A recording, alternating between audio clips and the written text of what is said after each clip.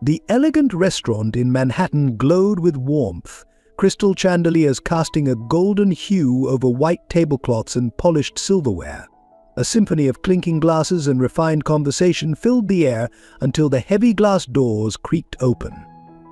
Peter shuffled in, his weathered face and tattered coat a stark contrast to the opulent setting. As the manager rushed to remove this unwanted guest, something caught Camila Ortiz's eye, a familiar glint of silver around the homeless man's neck. Her heart stopped. That delicate pendant, a family heirloom she'd given her daughter Beatrice on her 16th birthday, 5 years ago, the day before she disappeared. Through her tears, Camila watched the man being pushed out into the cold, clutching the only connection to her lost child she'd seen in years. Her trembling hands gripped the table as memories flooded back, along with a surge of desperate hope. Before we get into the story, comment below where in the world you are watching from today, and if you like this story, don't forget to subscribe. Camila Ortiz stood at the window of her Upper East Side penthouse, her silhouette stark against the Manhattan skyline. At 55, she carried herself with the practiced grace of old money, but her eyes held a sadness that wealth couldn't erase. The wall before her was covered with photographs of Beatrice's birthdays, holidays, school plays, each image a knife to her heart. The last photo showed Beatrice on her 16th birthday, wearing the silver necklace that would become Camila's only link to her missing daughter. The truth about Beatrice's origin haunted Camila daily. Her late husband, Jonathan, had confessed on his deathbed Beatrice wasn't their biological child. In a moment of desperate longing for a family, they had arranged a private adoption through questionable channels. The birth certificate was forged, the paperwork buried. Camila had loved Beatrice fiercely, perhaps too fiercely, trying to compensate for the secret she carried. Across town, in a small church basement, Peter Anderson sat at an old upright piano, his fingers hovering over the yellowed keys. 20 years ago, he had been the church's beloved music director, his Sunday services drawing crowds from across the city. The same hands that now collected aluminum cans had once conducted choir performances at Carnegie Hall. But that was before the accident that claimed his wife and son, before the drinking, before he lost everything. The piano was out of tune, like his life, but Peter still came here when Father Michael allowed it. Music was the only thing that kept him tethered to his former self. He touched the silver necklace he wore, his most precious possession, given to him by a young woman who had shown him kindness when the world had turned its back. He never learned her real name, but she had reminded him of his lost daughter. In the small town of Maplewood, 3 hours from Manhattan, Martha Sullivan opened her bookstore as she had every morning for the past 30 years. Sunlight streamed through the dusty windows, illuminating shelves of well-loved books. At 70, Martha moved slower now, but her mind remained sharp, especially when it came to protecting her secrets. She watched the young woman arranging books in the poetry section, the one who called herself Beth, but whose real name she knew was Beatrice. Martha had recognized her immediately from the missing person reports she still monitored religiously. The girl reminded her of another young woman from long ago, one whose choices had set in motion a chain of events that would haunt 3 generations. Martha's own daughter had disappeared decades ago, only to return years later with a baby girl she refused to discuss. That baby was now Camila Ortiz, though Camila had no idea Martha was her grandmother. The bookstore had become more than just a business, it was a sanctuary for lost souls. Martha had taken in Beatrice 6 months ago, no questions asked, understanding the look of haunted desperation in her eyes. The girl was running from something dark, something that made her jump at shadows and check the locks twice each night. Beatrice, or Beth as she was known in Maplewood, had found a measure of peace among the books. She wore simple clothes now, her once manicured hands calloused from shelving books and serving coffee. Only at night, alone in her small apartment above the shop, did she allow herself to remember the horror that had sent her running the scene she had witnessed in the basement of St. Matthew's Hospital, where she had been volunteering. The screams still echoed in her nightmares. The town of Maplewood itself seemed frozen in time, with its tree-lined Main Street and Wednesday farmers' markets. The Presbyterian church bells still rang every hour, and people left their doors unlocked. It was everything New York wasn't, which made it the perfect hiding place. The bookstore sat at the heart of town, its green awning faded but welcoming, large windows displaying carefully curated collections that changed with the seasons. Inside, Martha had created a haven of worn leather chairs and reading nooks, the air perpetually scented with coffee and old paper. The store's basement held more than just storage. It was a carefully maintained archive of local newspapers, including every article about missing persons from the past 30 years. Martha had her reasons for keeping such records, reasons that went beyond mere historical interest. The lives of these four people, Camilla, Peter, Beatrice, and Martha, were already intertwined in ways none of them fully understood. Each carried secrets that could shatter or heal the others. Each bore wounds that only the truth could heal. And in the elegant restaurant where their stories would begin to converge, fate had finally decided it was time for those secrets to surface. The silver necklace that connected them was more than just jewelry. It contained a hidden compartment, known only to Camilla and Jonathan, holding a small key, a key to a safety deposit box that contained the truth about Beatrice's adoption. Jonathan had meant to tell Camille about it before he died, but his heart had failed before he could finish his confession. Now it hung around the neck of a homeless man, its secret still locked away, waiting to be discovered. The elegant restaurant's glass doors swung shut behind Camilla as she rushed into the cold Manhattan evening. Her heels clicked against the pavement as she searched desperately for the homeless man with her daughter's necklace. The street was crowded with the usual evening rush, but she spotted him turning down a quieter side street, his tattered coat marking him among the well-dressed crowds. "Wait, please," Camilla called out, her voice carrying a note of desperation that made several passers-by turn their heads. Peter stopped, clutching his worn backpack closer, years of street life having taught him to be wary of attention. When he turned, Camilla gasped. His eyes held a familiar intelligence that seemed at odds with his disheveled appearance. "That necklace," she said, trying to keep her voice steady. "Where did you get it?" Her hand unconsciously reached toward the silver pendant visible beneath his layers of clothing. Peter's fingers protectively covered the necklace. "It was a gift," he replied, his voice carrying traces of refined education, "from someone who showed me kindness when few others would." Camilla stepped closer, her expensive perfume mingling with the harsh reality of Peter's circumstances. "Please," she whispered, "the young woman who gave it to you, was her name Beatrice?" The change in Peter's expression was subtle but unmistakable. His weather-worn face softened, and something flickered in his eyes: recognition, perhaps even fear.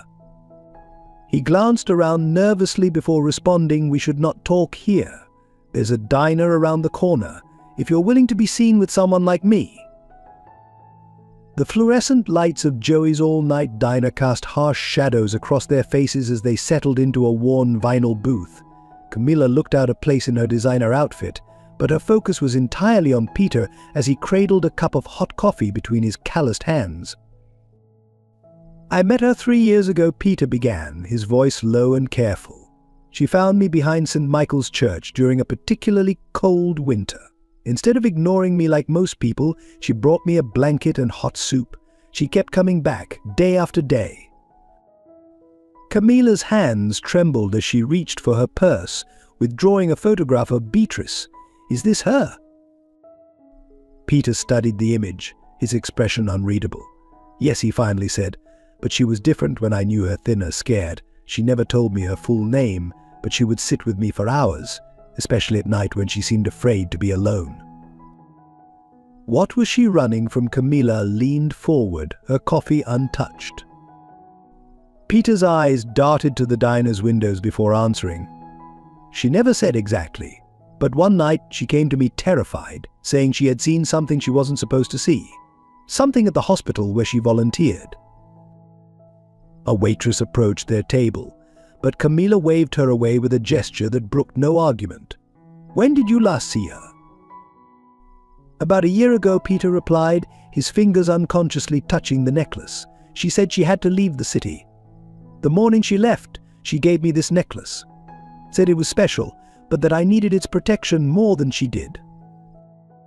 Camilla's professional composure cracked slightly. Protection? What did she mean?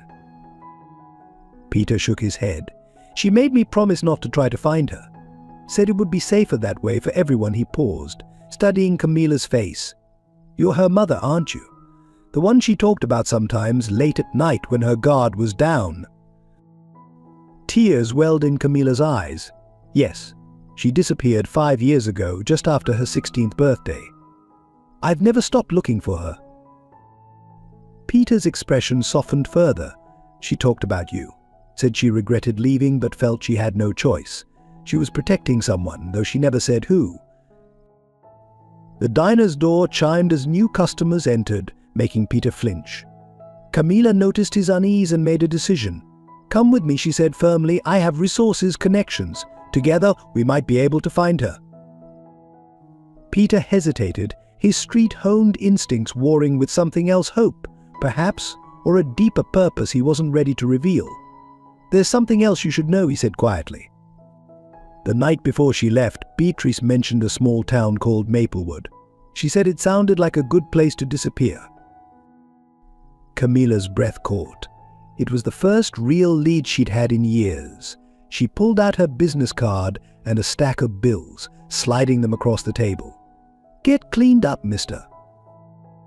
Anderson. Peter Anderson. Mr. Anderson, meet me tomorrow at this address. We're going to find my daughter. As they parted ways outside the diner, neither noticed the dark sedan parked across the street, its occupants watching with keen interest.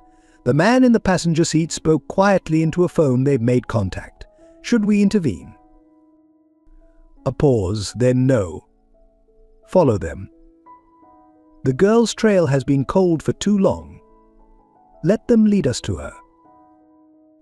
The New York night swallowed Camilla and Peter as they went their separate ways, each carrying pieces of a puzzle they didn't yet understand.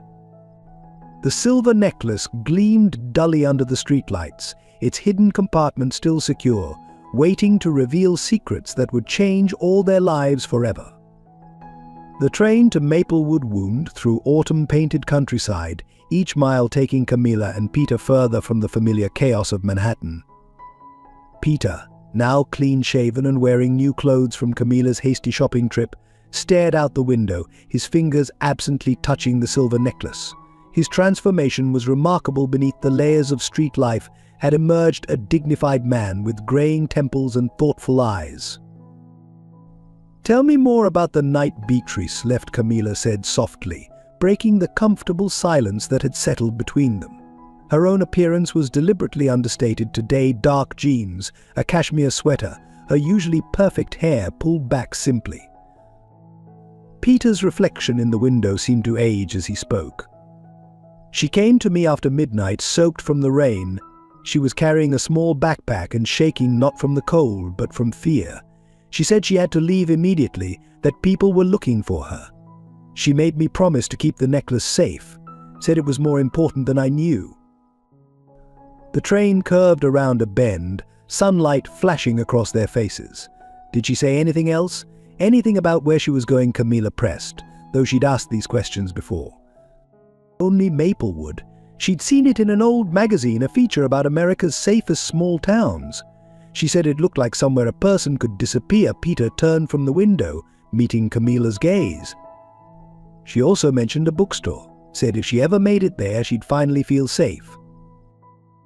Camilla's laptop rested open on the small train table, displaying a map of Maplewood.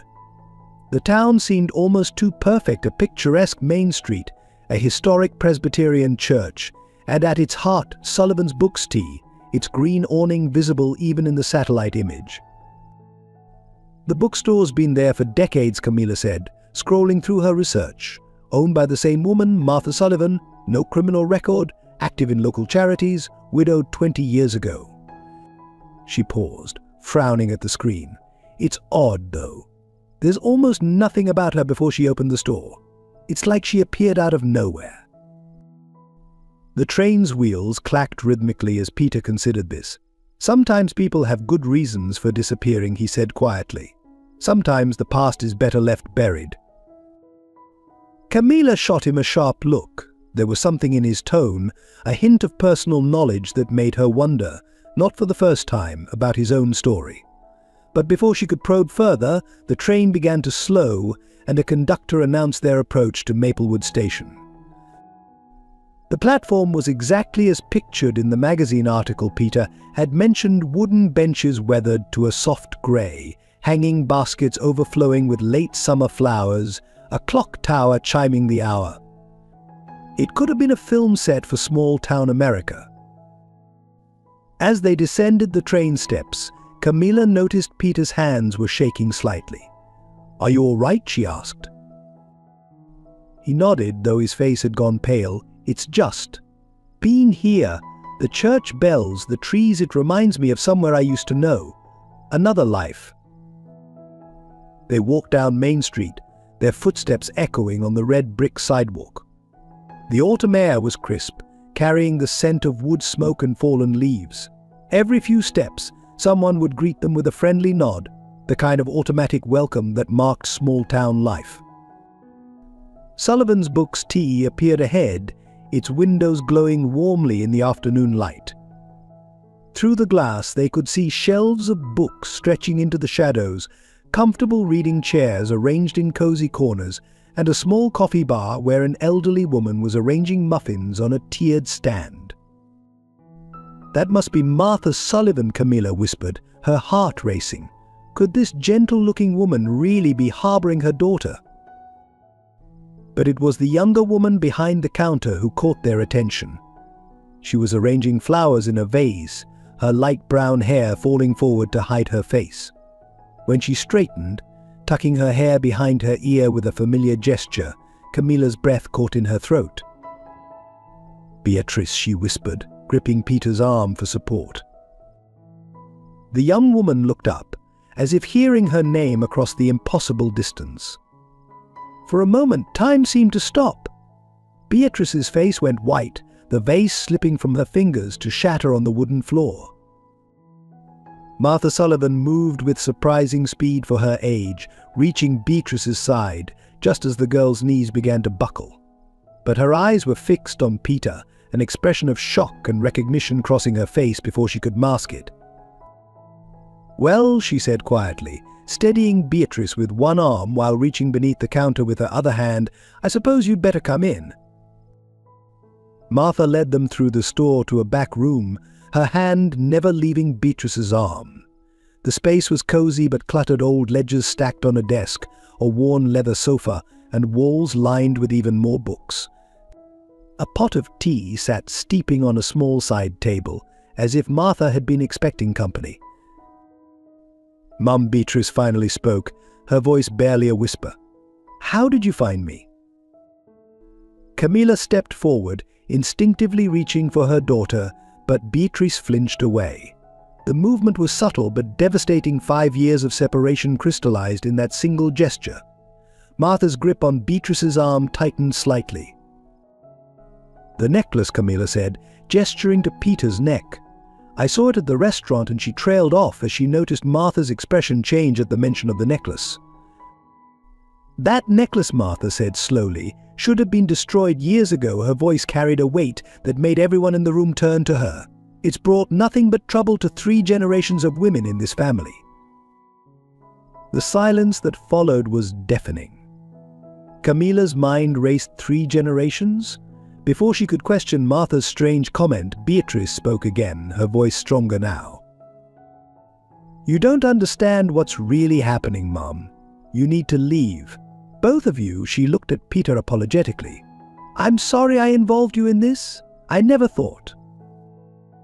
"We're not leaving," Camilla interrupted firmly.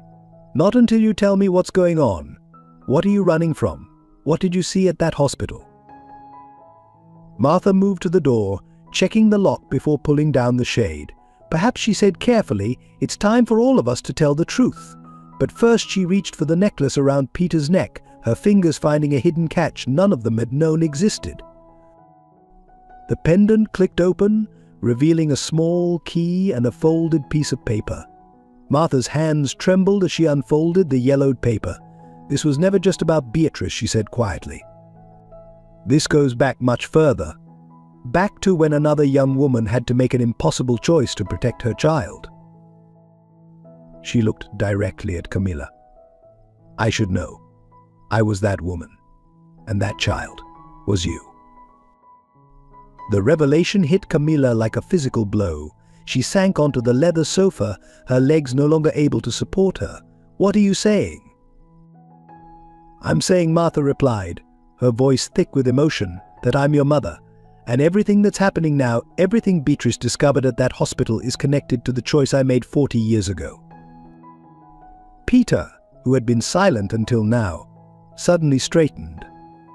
"St. Matthew's Hospital," he said, his voice carrying a new authority that made everyone turn to him. "The same hospital where my wife died giving birth. The same hospital where they told me my baby daughter hadn't survived." He looked at Camilla with tears in his eyes. Except she had survived, they had sold her to a wealthy couple desperate for a child. The pieces were falling into place with devastating clarity. Camilla felt the room spin as she realized what Peter was saying. The adoption papers Jonathan had confessed to falsifying, the mysterious circumstances of her own childhood. Martha's cryptic comments about 3 generations. Beatrice broke the silence, her voice shaking. "A hospital.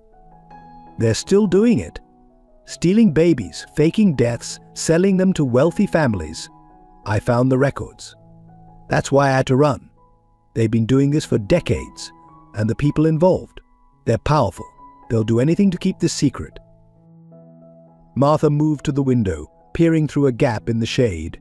"And now they know you're here," she said grimly. "All of you, together. Their worst nightmare, 3 generations of evidence against them, all in one place." As if to confirm her words, a black SUV rolled slowly past the bookstore, its tinted windows reflecting the late afternoon sun. The secret that had divided their family for 40 years was about to explode into the open, and they were all in danger. Beatrice grabbed her mother's hand, the first physical contact they'd had in 5 years. "Now you understand why I ran? Why I couldn't tell you? I was trying to protect you, all of you." Peter touched the empty necklace at his throat, his musician's fingers tracing the place where it had clicked open. "The key," he said suddenly. "What does it open?" Martha turned from the window, her face set with determination. "A safety deposit box at Maplewood National Bank. Inside is everything we need to expose them: documents, photographs, proof spanning 40 years of their operation. I've been collecting evidence since the day they took my granddaughter from me." Through the gathering dusk, more dark vehicles were appearing on Main Street. Their time was running out. The truth had finally surfaced, but now they had to survive long enough to use it. Camilla looked at her newfound family, her daughter, her father, her mother, all brought together by a simple silver necklace and decades of buried secrets. The past might have divided them, but survival would depend on their standing together. The autumn sun had dipped behind Maplewood's church steeple as Martha led them through a hidden door in the bookstore's storage room. A narrow staircase descended into darkness, the air growing cooler with each step. Peter's hand traced the damp stone walls, his musician's instincts noting how the space deadened sound perfect for keeping secrets. "I've spent 30 years building this place," Martha explained, flicking on dim lights to reveal a vast basement room. Not just a bookstore, but a sanctuary. The walls were lined with filing cabinets, each labeled meticulously by year. A large table dominated the center, covered with newspaper clippings and photographs. Camilla moved to the table, drawn to a yellowed hospital photograph from 1975. Her breath caught as she recognized a younger Martha, cradling a newborn. "Is this?" "You," Martha confirmed softly. "The day before they took you from me. I was young, unmarried, the perfect target.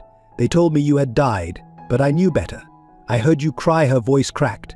I've spent my life tracking down others like us, documenting everything." Beatrice was examining the filing cabinets, her hands trembling as she opened drawers. "All these years, I thought I was the only one who knew. When I found those records at St. Matthew's, I felt so alone." Peter stood by the stairs, keeping watch. "How deep does this go?" he asked, his voice carrying the weight of personal loss. Martha pulled out a thick folder. 40 years. Hundreds of babies. They target vulnerable mothers, young, poor, single. Sometimes they fake the deaths. Sometimes they pressure mothers to give up their babies, claiming medical complications. The children always go to wealthy families, desperate for a child and willing to not ask questions. Camilla sank into a chair, overwhelmed by the scope of it all. Jonathan must have known. That's why he confessed about Beatrice's adoption. Before he died, she looked at her daughter with new understanding. He was trying to protect you. The sound of footsteps above made them all freeze. The bookstore's bell chimed as someone entered. "Martha," a man's voice called. "Are you here? We need to talk." Martha's face hardened. "Dr. Reynolds," she whispered.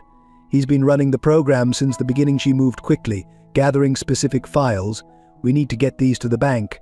Everything's there, names, dates, money trails, enough to bring them all down." The footsteps moved closer to the storage room. Beatrice grabbed her mother's hand, squeezing it tight. For the first time in 5 years, Camilla felt her daughter's trust returning. "There's a tunnel," Martha said quickly, moving to a shelf that concealed another door. "It leads to the church. They built it during Prohibition. Peter, you and Camilla take these files through the tunnel. Beatrice and I will distract them." "No," Camilla protested. "I just found my daughter. I won't leave her." But Peter understood Martha's strategy. "The files are what matter," he said quietly. "They'll be watching for Beatrice. We can move more quietly, get to the bank."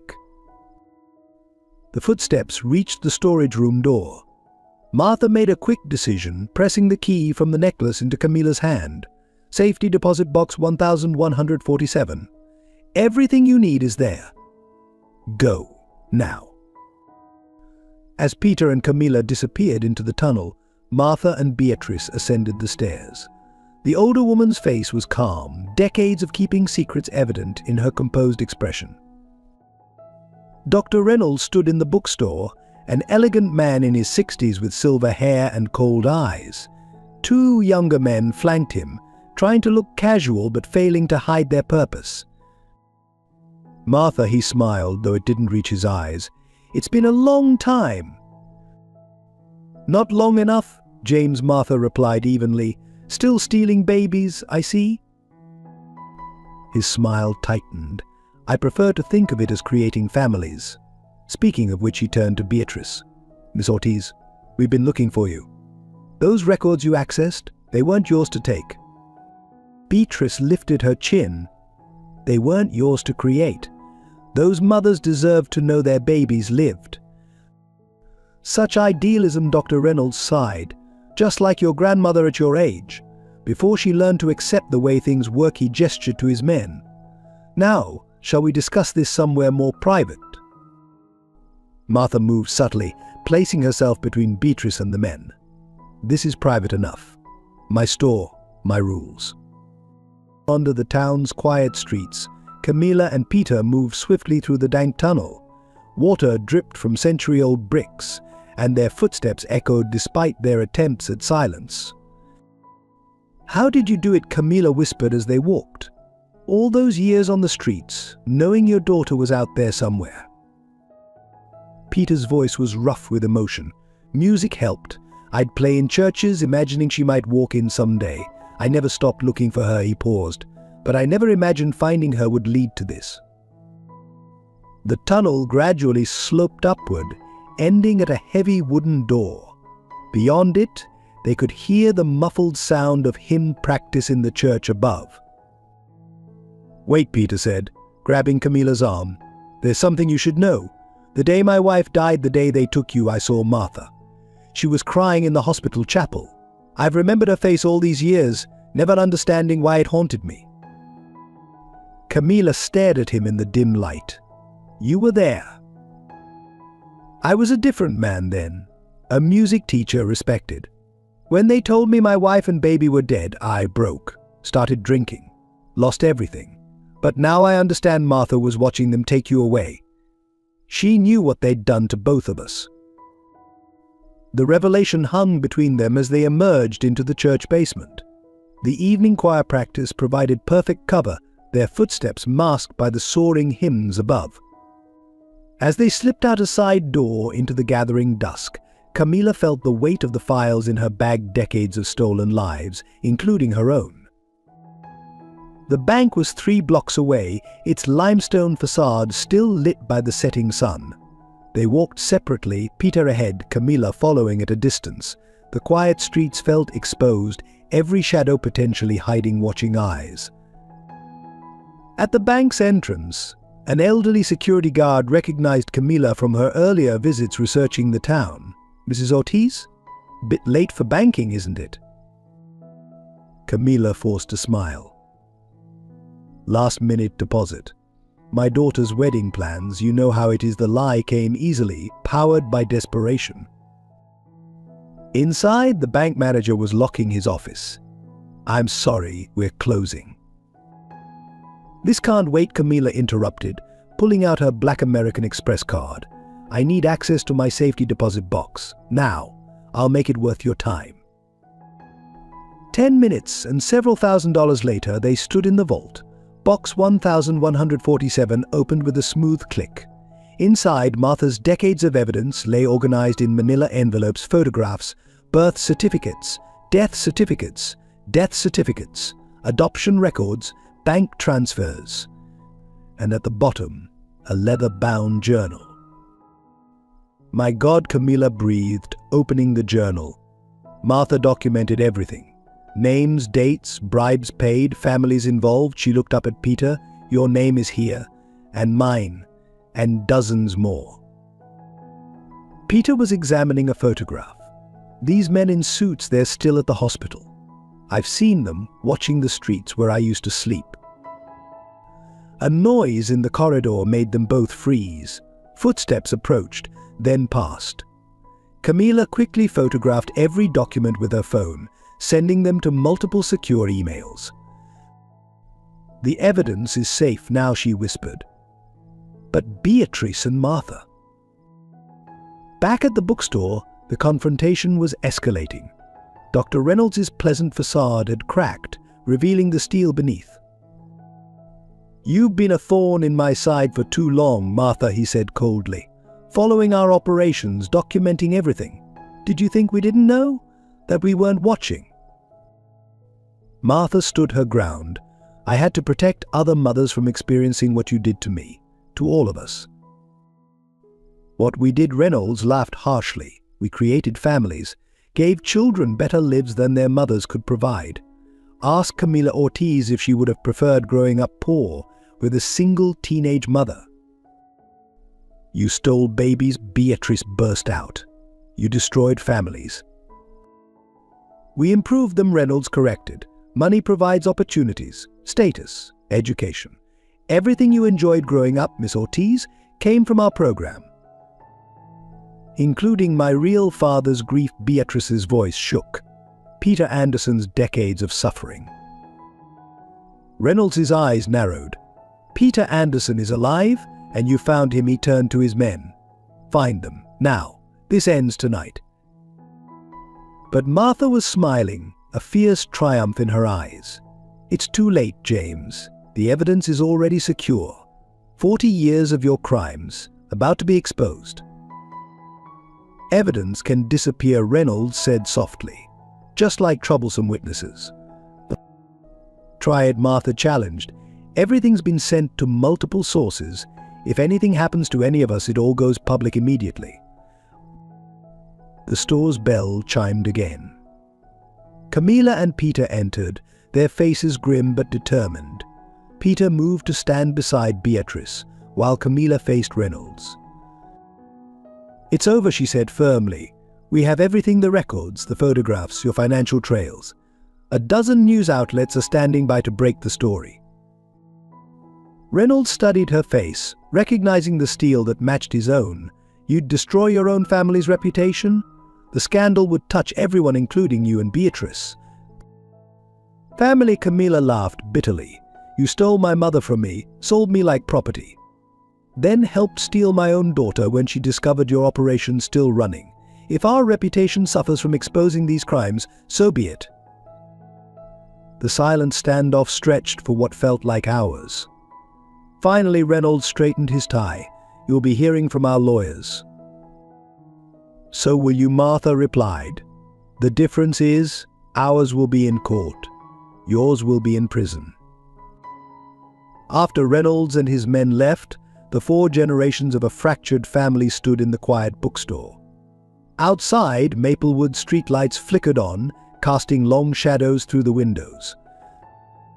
What happens now? Beatrice asked softly. Martha took her hand. Now we heal. Together she looked at Peter. All of us. The next morning's papers would carry the story: a decades-long scandal of stolen babies, fake deaths, and thousands of lives forever altered. But in that moment, in a small-town bookstore, as night fell, a family torn apart by secrets began the long process of becoming whole. Peter moved to the old piano in the store's reading nook. His fingers, once elegant and sure, found the keys. The first notes of an old hymn filled the space: Amazing Grace, a song of redemption and hope. Camila held her daughter close, Martha's arm around them both, as the music washed over them. The silver necklace that had started their journey lay on the counter, its secret compartment open, its purpose fulfilled. Outside, Maplewood continued its quiet evening routine, unaware that within its peaceful borders justice had finally prevailed and a family's long journey through darkness had found its way to light. Attention in Martha's bookstore was shattered by the sound of breaking glass. Before anyone could react, smoke filled the room, thick and disorienting. Through the chaos, dark figures moved with military precision, their footsteps barely audible over the store's antique floorboards.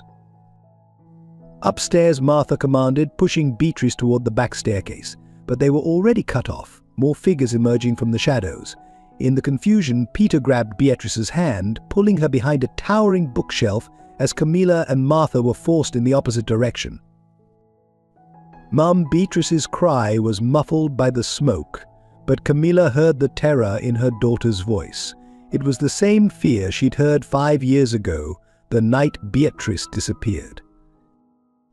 The intruders moved with practiced efficiency, herding them apart.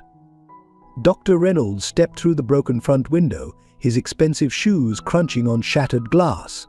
I warned you, he said calmly. Some secrets are worth killing for. Peter, his street instincts sharp as ever, had already assessed their options. The basement tunnel was blocked, the front door guarded. But he remembered something from his earlier examination of the store: a dumbwaiter, ancient but still functional, hidden behind a false panel of shelving. Trust me, he whispered to Beatrice, guiding her slowly backward as the smoke provided cover. His fingers found the hidden latch, and the panel slid silently open. Meanwhile, Camila and Martha were being cornered near the coffee bar. Martha's face showed no fear, only a fierce determination. She caught Camila's eye, giving an almost imperceptible nod toward the ancient cash register. Inside, Camila knew, was Martha's old revolver, a relic from her years of investigating the hospital's dark secrets. It didn't have to end this way, Reynolds said, moving closer. We could have made a deal. Money, new identities, a fresh start far from here. Like you gave those mothers. Martha's voice dripped with contempt. A fresh start without their babies. Reynolds sighed, still so self-righteous. Even after all these years, he gestured to his men. Search the store. Find those files. But the files were already safe, digitized and distributed to dozens of secure locations. What Reynolds didn't know was that while he'd been focused on Martha's basement archive, a more damning collection of evidence was hidden in plain sight, coded within the store's inventory system, each book's catalog number corresponding to a case, a date, a stolen child. Peter helped Beatrice into the dumbwaiter, his heart pounding. The space was tight, meant for books rather than people, but she was small enough to fit. When you reach the top floor, there's a window leading to the church roof, he whispered. Wait for my signal. What about you? Beatrice's eyes were wide with fear. What about Mom and Martha? Peter touched her cheek gently. Trust me, sweetheart, I won't let anything happen to our family. Not again. The smoke was beginning to clear, making their position more vulnerable. Through gaps in the shelving, Peter could see Reynolds's men methodically searching the store. They were professionals, likely ex-military, hired to protect the hospital's secrets at any cost. At the coffee bar, Martha's hand inched toward the cash register. She had carried that revolver for 30 years, praying she'd never need it. But she had always known this day might come, the day when protecting her family meant facing the darkness that had haunted them for generations. Camilla watched the subtle movement, understanding dawning in her eyes. The past hours had revealed so much: her true parentage, her daughter's courage, the depth of Martha's sacrifice. Now, facing the men who had orchestrated their family's decades of pain, she felt a strength she never knew she possessed. Like the silver necklace that had brought them together, their lives were linked by an unbreakable chain of love and loss. And now, in Martha's beloved bookstore, that chain would either bind them together forever or break under the weight of long-buried secrets. Reynolds's men were closing in, their methodical search bringing them closer to the hidden dumbwaiter. Peter knew he had only moments to act. Drawing on years of street survival, he emerged from behind the shelves, deliberately knocking over a stack of books to draw attention away from Beatrice's position. Looking for someone, he called out, his voice carrying the authority of his former life. The piano teacher's dignity had returned, replacing the homeless man's hesitation. Reynolds turned, genuine surprise crossing his face. Peter Anderson, the grieving father who never stopped asking questions. I should have known you'd be involved. You told me my daughter died. Peter's voice shook with decades of pain. You destroyed my life with that lie. And yet here you are. Reynolds spread his hands. Reunited with your daughter after all. A touching story. Pity it has to end tragically. From the coffee bar, Martha saw her chance. As Reynolds's attention fixed on Peter, she reached for the cash register. But one of the guards was faster, grabbing her arm. The revolver clattered to the floor, spinning across the wooden boards. Camilla moved without thinking, diving for the weapon. Years of privilege had not prepared her for this moment, but something deeper had the primal instinct of a mother protecting her child. Outside, sirens began to wail in the distance. Someone in the quiet town had noticed the commotion at the bookstore. Reynolds's face tightened. Finish this, he commanded his men. No witnesses. But he had underestimated the power of a family forged in secrets and sacrifice. As his men moved forward, several things happened at once. Beatrice, reaching the top floor, found not just the window Peter had mentioned, but Martha's private office, and with it, a computer still logged into the store's inventory system. Understanding dawned as she recognized the coded entries. Her fingers flew across the keyboard, sending one final email. Peter, seeing Martha trapped, launched himself at her captor.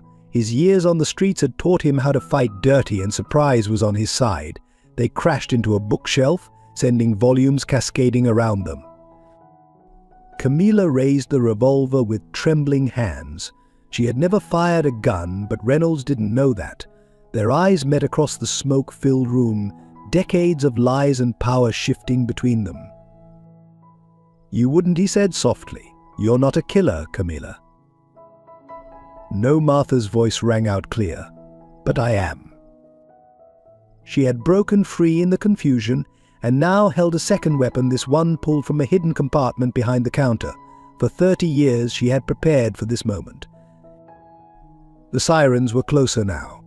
Through the broken window came the flash of police lights. Reynolds assessed his options, his careful composure finally cracking. "It's over," Peter said, standing tall despite the blood trickling from a cut on his forehead. "The evidence isn't just in those files. It's everywhere in the store's inventory, in safety deposit boxes across 3 states, in offshore servers waiting to release everything if we don't check in every 24 hours. Beatrice appeared at the top of the stairs, her laptop clutched to her chest. "I just sent the final piece," she announced. "Every record, every baby, every payment, it's all public now." Reynolds' men looked to him uncertainly as police cars screeched to a halt outside.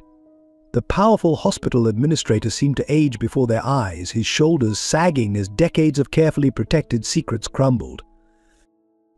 "You have no idea what you've done," he said quietly. "The families involved, the lives you'll destroy." "You destroyed those lives 40 years ago," Martha replied. "We're just bringing them into the light." The police burst in, led by Maplewood's chief himself.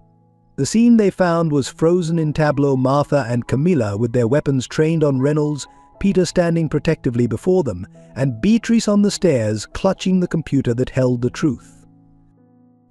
As Reynolds and his men were led away in handcuffs, the 4 generations of a fractured family came together in the ruins of the bookstore. Books lay scattered across the floor, shelves tilted drunkenly, and the autumn wind blew smoke and leaves through the broken window. "I never thought it would end like this," Martha said softly, looking around at her beloved store. "It's not ending," Beatrice corrected her, taking her grandmother's hand. "It's just beginning." Peter picked up a book from the floor, a volume of hymns, its pages wrinkled but intact. "Music brought me back to my daughter," he said. "Perhaps these books can bring other families back together too." Camilla looked at her newfound family, her daughter, her father, her mother, all brought together by fate and a silver necklace. "We'll rebuild," she promised. "All of us together." Through the broken window, dawn was breaking over Maplewood. The quiet town would never be the same, but perhaps that was for the best. Sometimes it takes breaking something to rebuild it stronger, just as it had taken breaking their silence to rebuild their family. The silver necklace lay forgotten amid the debris, its hidden compartment open, its secret finally revealed. Like the truth it had protected, it had survived decades of darkness to bring light to those who needed it most. As the police led Reynolds away, the adrenaline that had sustained Peter finally gave out. He stumbled, clutching his side where one of Reynolds' men had struck him during the fight. Blood seeped between his fingers, darker and more serious than the cut on his forehead. "Dad!" Beatrice cried out, the word escaping before she could stop it. She rushed to his side as his knees buckled, decades of street life and recent trauma finally taking their toll. "Get an ambulance," Camilla shouted, helping Beatrice lower Peter to the floor. Martha grabbed blankets from the reading nook, her hands trembling as she pressed them against the wound. "Stay with us," Beatrice pleaded, holding her father's hand. "I just found you. Please don't leave." Peter's eyes flickered, focusing on his daughter's face. "I always knew I'd find you," he whispered. "Every Christmas, every birthday, I'd light a candle in St. Michael's, hoping you were safe, hoping." His voice trailed off as consciousness slipped away. The ambulance sirens wailed in the distance, but time seemed to stretch endlessly as they waited, 3 generations of women united in fear of losing the man who had brought them together. At the hospital, not St. Matthew's, but the smaller Maplewood General, they huddled in the waiting room. The same antiseptic smell, the same harsh fluorescent lights that had witnessed so many separations now watched over their vigil. "He'll be okay," Martha said, but her voice held the uncertainty of someone who had seen too many prayers go unanswered. "He's strong." Camilla paced restlessly, her designer boots clicking on the linoleum. If anything happens to him, she couldn't finish the thought. Beatrice sat silently, the silver necklace clutched in her hands. The hidden compartment hung open, empty now of its secrets but heavy with meaning. "I should never have given him this," she whispered. "If I hadn't dragged him into this." "He was already part of it," Martha interrupted gently. "We all were, from the moment they took you from him." She paused, pain crossing her face. "Just like they took your mother from me." A doctor appeared, still in surgical scrubs. His face was grave. The injury was more severe than we initially thought. "There's internal bleeding. At his heart," he hesitated. "Years of living on the streets have taken their toll. We're doing everything we can, but you should prepare yourselves."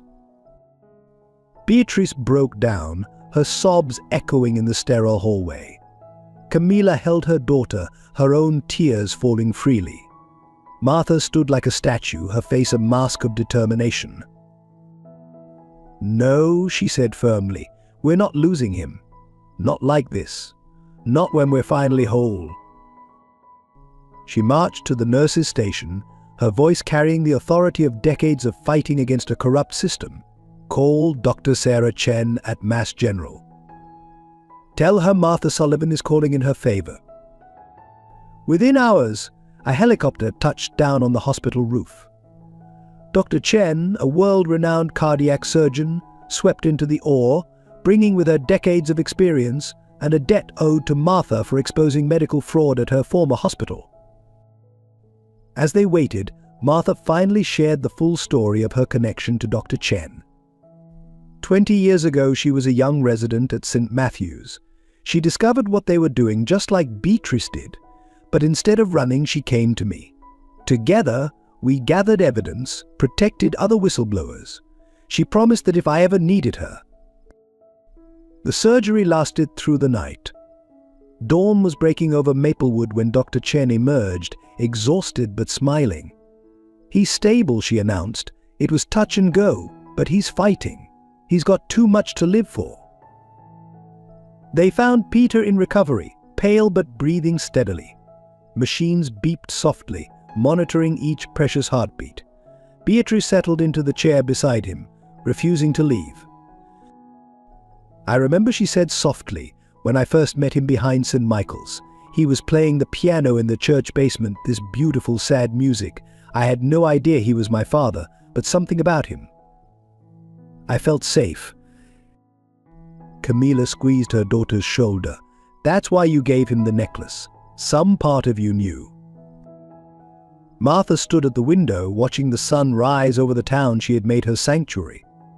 "Family finds a way," she said, "even through decades of darkness."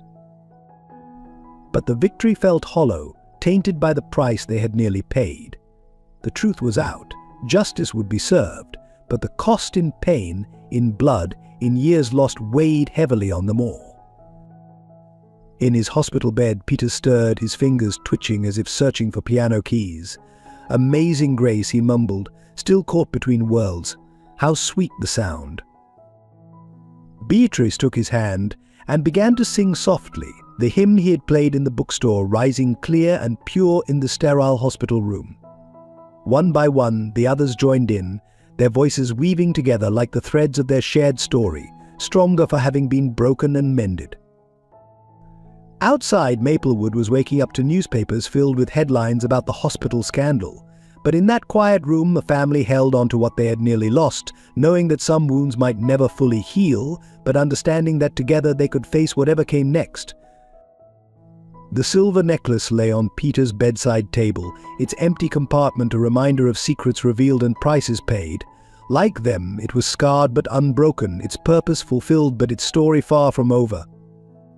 The recovery room fell silent as Dr. Chen entered, holding a file that hadn't been part of the hospital's official records.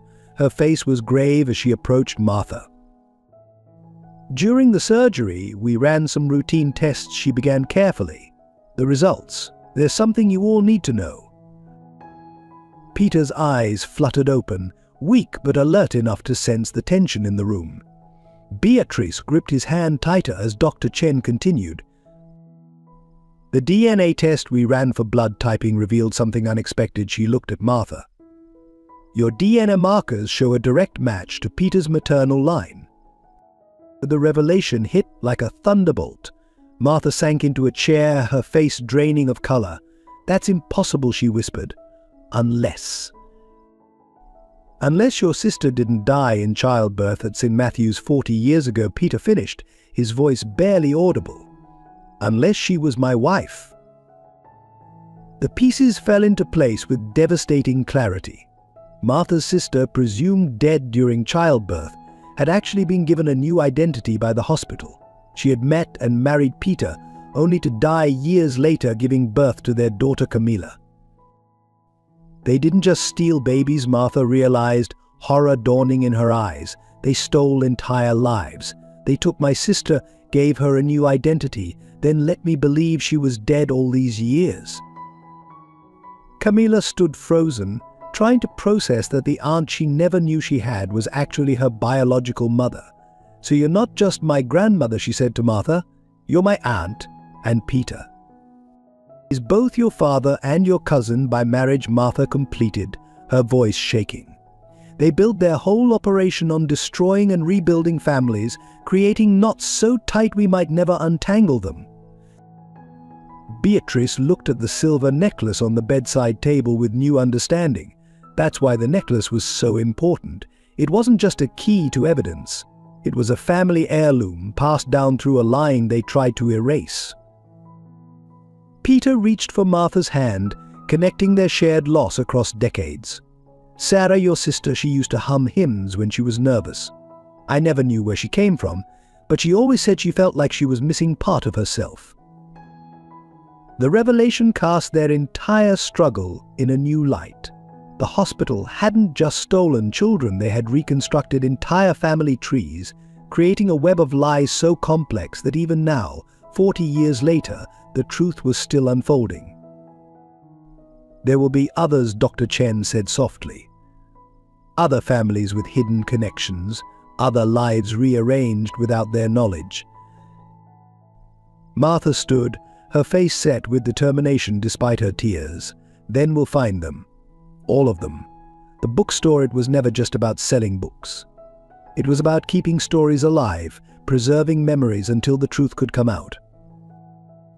In the end, the silver necklace had led them not just to evidence of crimes, but to the heart of their own tangled history. Like the hidden compartment that had protected its secrets for so long, their family had contained depths none of them had imagined. The truth had nearly cost them everything, but as they sat together in that hospital room, bound by blood and loss and love, they understood that sometimes the greatest surprises come not in what we find, but in discovering who we've been all along. 1 year later, Sullivan's Books tea stood transformed. The broken windows and shattered shelves had been replaced, but the changes went deeper than mere repairs. The store had become a beacon of hope, a place where fractured families came to search for their own hidden truths. Martha stood behind the counter, her silver hair caught in the morning light. The wall behind her was covered with photographs, hundreds of them, each representing a family reunited through their work. The bookstore's basement, once a secret archive of tragedy, now housed the Family Reconnection Center, where volunteers helped others unravel their own tangled histories. And Peter, fully recovered, sat at a restored grand piano in the reading nook. His fingers, strong again, moved across the keys as he taught a young student. Music filled the store every day now, healing hearts as it had once healed his own. The homeless man who had guarded a silver necklace was gone, replaced by a father and grandfather who had found his way home. Camilla had left her Manhattan penthouse, moving permanently to Maplewood. She used her wealth and connections to fund the center's work, turning her business acumen to the task of reuniting families. The guilt of privilege had been replaced by purpose, her mother's determination flowing strong in her veins. Beatrice managed the store's day-to-day operations, her quiet strength drawing others who carried similar burdens. Each day brought new stories, new mysteries to solve, new families to heal. The medical records she had once discovered had led to hundreds more, each revelation bringing both pain and possibility. The silver necklace hung in a place of honor near the entrance, its empty compartment a reminder that sometimes the greatest treasures are the truths we carry within. Beside it, a simple plaque read for Sarah, whose love could not be erased. On this particular morning, they gathered in the store's reading room to celebrate Martha's 71st birthday. The room was filled with those they had helped, mothers reunited with children, siblings discovering each other, families made whole. "I never imagined this," Martha said, looking around at what their pain had created. "When I lost Sarah, I thought my life was over. But look what her story has given us." Peter played Amazing Grace softly in the background as Beatrice brought out a cake. The candles' glow illuminated faces that had become family, not just by blood but by choice and circumstance. Dr. Chen was there too, having left her prestigious position at Mass General to join their work. "Every medical record we uncover," she said, "every family we reunite is another step toward healing the wounds they created." As Martha blew out her candles, a young woman entered the store, clutching a photograph and looking lost. Beatrice approached her gently, recognizing the mix of hope and fear in her eyes. "Welcome," she said softly. "You're safe here. Let us help you find your way home." Outside, Maplewood continued its peaceful routine, but within the walls of Sullivan's Books Tea, lives were being transformed. The truth had cost them dearly, but it had given them something precious in return: a purpose, a family, and a chance to help others find what they had fought so hard to reclaim. The silver necklace caught the morning light, its empty compartment no longer a keeper of secrets, but a symbol of truth revealed. Like the families they helped, it had been broken open to release its treasures, and in that breaking had found its true purpose at last. Martha looked at her family, daughter, granddaughter, brother-in-law, all the others who had become part of their story, and smiled. Some wounds might never fully heal, but in helping others find their truth, they had found something even more precious: peace. But when time steals someone you love, their absence creates a void that can never be filled. But sometimes in that emptiness we find the strength to become the person they always believed we could be. Family isn't just about blood, it's about the people who stay when the world turns dark, who find you when you're lost, and who love you enough to carry your pain as their own. The greatest acts of love often come wrapped in silence: a mother who searches for decades, a father who plays piano in empty churches hoping his child might hear, a grandmother who builds a sanctuary of books to preserve the stories others tried to erase. Some wounds never fully heal, but they can become bridges to help others cross their own valleys of darkness. Your pain, when transformed by love, can become someone else's salvation. It's never too late to find your way home. Even after decades of darkness, even after a lifetime of loss, love leaves a trail of breadcrumbs for those brave enough to follow. The truth may cost us everything we thought we were, but it gives us everything we're meant to become. Sometimes we must break apart completely to be rebuilt into something stronger. A parent's love never dies, it echoes through generations, whispers in empty rooms, plays in forgotten melodies, and waits patiently in the shadows until fate allows it to shine again. We carry the light of those we've lost within us. Every act of kindness, every moment of courage, every choice to help another lost soul find their way home, these are the echoes of their love continuing through us. Sometimes the greatest gift we can give another person is to help them carry their pain until they're strong enough to transform it into purpose. In the end, it's not the years of separation that define us, but the moments of reunion, those precious seconds when broken hearts finally find their missing pieces and begin to beat whole again. These messages resonate deeply because they touch on universal human experiences of loss, longing, redemption, and the unbreakable bonds of family, both blood and chosen. They remind us that even in our deepest pain, we are not alone, and that every broken heart carries within it the seeds of healing for others. If this story touched your heart, please take a moment to support our channel with a like, subscribe, and share. Your comments below mean the world to us. They're the fuel that keeps our storytelling alive. Together, let's build a community where powerful stories of love, loss, and redemption can reach those who need them most. Every subscription helps us continue sharing these touching tales.